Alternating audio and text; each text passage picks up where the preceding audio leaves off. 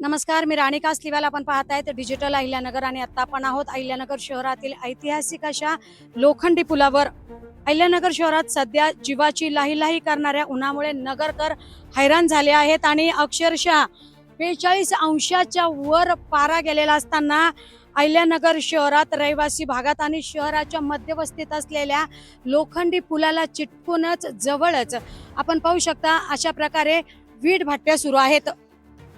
या वीट भट्ट्यांमुळे येथील तापमानात प्रचंड वाढ झाली असून शेजारीच महापालिकेने लावलेली झाडे सुद्धा जळून गेली आहेत आणि त्यात वीट भट्ट्यांची गरम वाफ या भागातील नागरिकांना आणि पुलावरून येणाऱ्या जाणाऱ्या नागरिकांना हैराण करत आहे.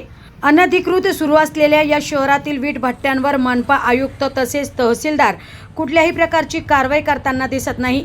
नागरिकांच्या आरोग्याशी खेळण्याचा प्रकार तहसीलदार आणि आयुक्तांच्या संगनमताने सुरू तर नाही ना, असा सवाल देखील नागरिक उपस्थित करतायत. तर मनपा आयुक्त आणि तहसील विभागाच्या हप्तेखोरीपोटी या वीट भट्ट्यांवर कारवाई होत नाही असा आरोप नागरिकांमधून उपस्थित होतोय. एका बाजूला पालकमंत्री राधाकृष्ण विखे पाटील बोलतात सीना नदीची गटार झाली, मग याच सीना नदीच्या शेजारी हवेला आणि वातावरणाला प्रदूषित करणाऱ्या वीट भट्ट्या कधी हटवणार, याचे पालकमंत्र्यांनी उत्तर द्यावे. पालकमंत्र्यांच्याच उपस्थितीत 1 लाख वृक्ष लागवड सुरू झाली असून तेच वृक्ष वीट भट्ट्यांमुळे जळत आहे. त्यामुळे मनपा आयुक्त, जिल्हाधिकारी आणि तहसीलदार या वीट भट्ट्या कधी हटवणार हे पाहणं महत्त्वाचं ठरणार आहे. लोकवस्तीपासून अंदाजे 2 किलोमीटरच्या अंतरावर वीट भट्टी चालवणे गरजेचे आहे. मात्र या वीट भट्ट्या लोकवस्तीच्या अक्षरशः 10-10 फुटाच्या आतच पाहायला मिळत आहेत.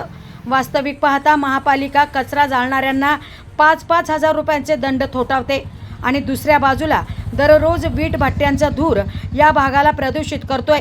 त्यांना कधी आजपर्यंत 1 रुपयाचाही दंड ठोठावलेला नाही. यामध्ये महापालिकेचे अधिकारी आणि वीट भट्टीवाल्यांचे साटे लोटे असल्याचेही बोललं जात आहे. दरम्यान नगरमध्ये वीट भट्ट्यांना कुणाचा आशीर्वाद?